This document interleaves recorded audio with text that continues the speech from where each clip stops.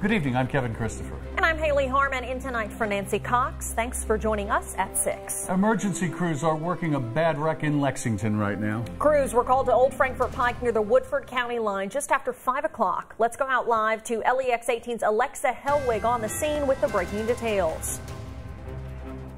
Kevin, Haley, yeah, we are out here on Old Frankfort Pike, about a half a mile from Red Road, and it appears there has been a very bad car wreck. I'll step out of the picture for a second and give you a look at what we are seeing right now. I'm seeing several emergency vehicles here, and from what I can see, it appears that a truck has gone through this black fence that you can see right here. I saw that an airbag was deployed and a window was also shattered. This portion of Old Frankfort Pike, about a half mile from Red Road, is blocked right now, so if you are in the area, you will have to find an alternate route. We don't have a lot of information at the moment, but when we get it, we will give it to you on air and online. Covering the news live in Lexington from the LEX 18 mobile newsroom. Back to you. Okay, Alexa, thank you. A man accused of violently threatening President Trump, law enforcement, and a war hero from here in Kentucky is still on the run tonight. Sean Christie has eluded U.S. Marshals and police for more than 2 months. But state police say yesterday he left his mark in Kentucky, in Adair County, at the home of Medal of Honor recipient Dakota Meyer. Conroy DeLuche has more details in our LEX 18 big story at 6. U.S. Marshals have tracked 26-year-old Sean Christie since he posted violent threats toward President Trump, Kentucky native Dakota Meyer, and any police officer who may get in his way. They've been looking for him for 70-plus days right now, so they've been after him for a while. Police say that he abandoned a stolen vehicle about a mile away from Meyer's home, which attracted dozens of law enforcement to the rural area. But the manhunt involved more than police. Yeah, there's 2 more in the truck. There's an AR-10 and a .38 Special. Jeremy Austin kept his pistols close as he searched for Christie. Austin is an Iraq war veteran who was injured in combat and now lives in Adair County. I'll tell y'all, like I told the FBI on the phone, I guess you better hope you find him before I do. Sometime on Thursday, someone broke into Meyer's home by taking a sledgehammer to the back window, stole food, and a Jeep. Troopers out there last night were collecting, fingerprints, collected video surveillance, and they'll send that off to the lab just to confirm. They suspect the man in these pictures is Christie. He's taunting. That's all he's doing. He's taunting. The stolen Jeep was last spotted in West Virginia yesterday afternoon, and Trooper Hale says it's unlikely that Christie has returned to Kentucky. Covering the news in Adair County, Conroy DeLuche, LEX 18 News. The FBI is offering a $10,000 reward for information that would lead to Christie's arrest. He's charged with interstate communication of threats and threats against the President of the United States. Winchester police say a man and woman are on the run after a shooting early this morning. Each of those people has a different reason for taking off, they say. It happened at the corner of Broadway and Highland Streets, and police say time could be of the essence in finding them.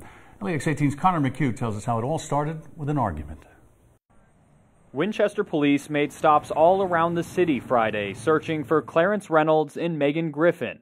They say an argument between the two at M&W Auto got out of hand this morning. The suspect had assaulted her, pistol whipped her, is what she said, and that she had been shot in the leg. Investigators say both skipped town separately, but Griffin first stopped at these apartments to get medical help. They say she texted her grandmother saying she didn't want to go to the hospital because she was scared she'd get in trouble. Officers say her phone last pinged in Lexington. We just want her to get help. With a gunshot wound, all manner of things can happen, and we want her to get medical attention. Police want to find Clarence Reynolds for another reason. They say he's likely armed and dangerous. Court records show he's pleaded guilty to assault charges before. He's going to be on the run. He knows that we know who he is and that he's wanted, so he could do anything at this point. Reynolds is currently on parole for a second-degree fleeing and evading arrest in May. Covering the news in Clark County, Connor McHugh, LEX 18 News. A Warren County family will get to say their final goodbyes to a soldier who went missing in action during the Korean War nearly 70 years ago. James Elmore died in 1950, but his body wasn't found for decades, leaving family members to wonder if they'd ever get closure. Elmore's sisters provided DNA samples to the military 20 years ago, hoping someday it would help identify their brother's remains.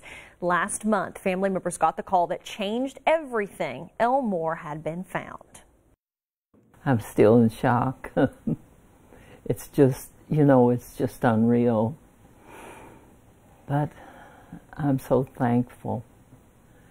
The prayers were answered. I can't sleep good knowing that he'll be buried down there at the little cemetery where Mom, Dad, and my brothers and my sisters buried. The Bowling Green Daily News reports a funeral service has been scheduled for August 18th in Clinton County. The rain that has plagued much of southern and southeastern Kentucky throughout the day is now starting to dry up. Showers becoming more widely scattered at this evening hour. As we zoom in for a closer look on the MaxTrack Live Doppler, still holding on to some heavy rain in Harlan, also just narrowly in Leslie County right now. Otherwise, showers pretty much drying up in Whitley County, which has seen plenty of rain throughout the day.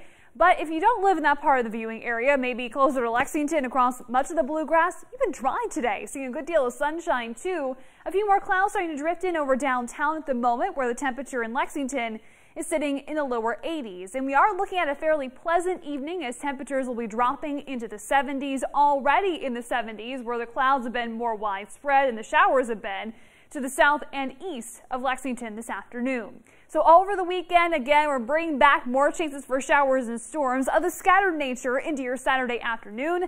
Sunday, though, the pick of the weekend. We'll talk more about that weekend forecast coming up in a few minutes. All right, Jill, see you then. Thanks. The flames in California's biggest wildfires yet, as well as those in surrounding states, continue to burn. More than 100 Kentucky firefighters have been out west helping. This morning, 42 of them returned home from working the fire lines at Badger Pass in Yosemite National Park. LEX 18's Claire Kopsky was in Laurel County when they arrived.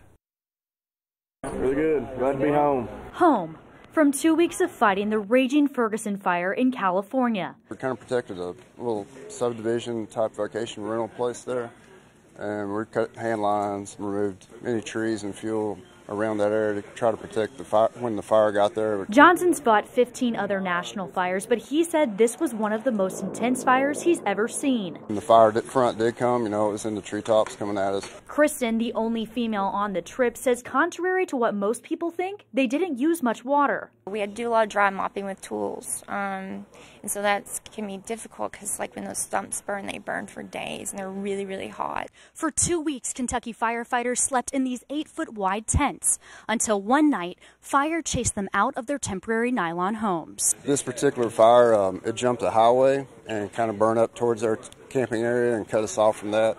So we weren't able to go back and get our gear and our clothes and our tents for a couple of days. Despite the heat, danger, and 16-hour shifts, the firefighters say the people are why they do it and are willing to go out again. Everyone's so thankful that you're there.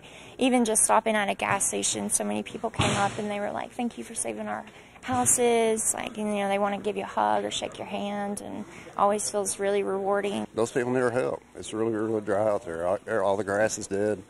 And the fires are just unreal out there. Covering the news, Claire Kopsky, LEX 18 News. Wow. Well, NASA's latest mission will take a spacecraft closer to our solar system's brightest star, the sun, closer than ever before. Meteorologist Jill Swed spoke with one of the engineers who worked on the spacecraft just ahead of that big launch. In elementary school, we learned that the sun gives us light, heat, and energy to sustain life on Earth. Scientists still have plenty of questions about the sun's activity and processes. NASA's latest mission will travel closer to the sun than ever before. If the sun is on one side of a football field and the Earth is on the other, we're getting within the 5-yard line. The Parker Solar Space Probe will be the first spacecraft to fly directly through the sun's corona and literally touch the sun. Some of NASA's biggest questions reside in this part of the sun. The corona is that hazy region that we all looked up and saw during the eclipse last summer. And it's actually hotter than the surface, and scientists don't understand why. To get this up close and personal with the sun, the Parker Solar Space Probe will have to survive extreme heat and radiation. NASA engineers like Betsy Condon have developed a 4.5-inch thick carbon heat shield to keep the instruments and spacecraft cooler than a typical August afternoon in Kentucky. Covering the news, meteorologist Jill Swed, LEX 18 News. Interesting stuff. NASA scientists and engineers will be up early tomorrow. The Parker Space Probe is expected to be launched at 3:33 a.m. from the Kennedy Space Center. UK's Markey Cancer Centre announced today that the National Cancer Institute renewed its centre designation for the next 5 years. The Markey Cancer Centre remains one of only 70 NCI-designated centres in the country. It's also the only one in the state. The renewal as an NCI-designated cancer centre includes a 5-year grant projected at $10.8 million to support research, recruitment of faculty, education, as well as clinical trials.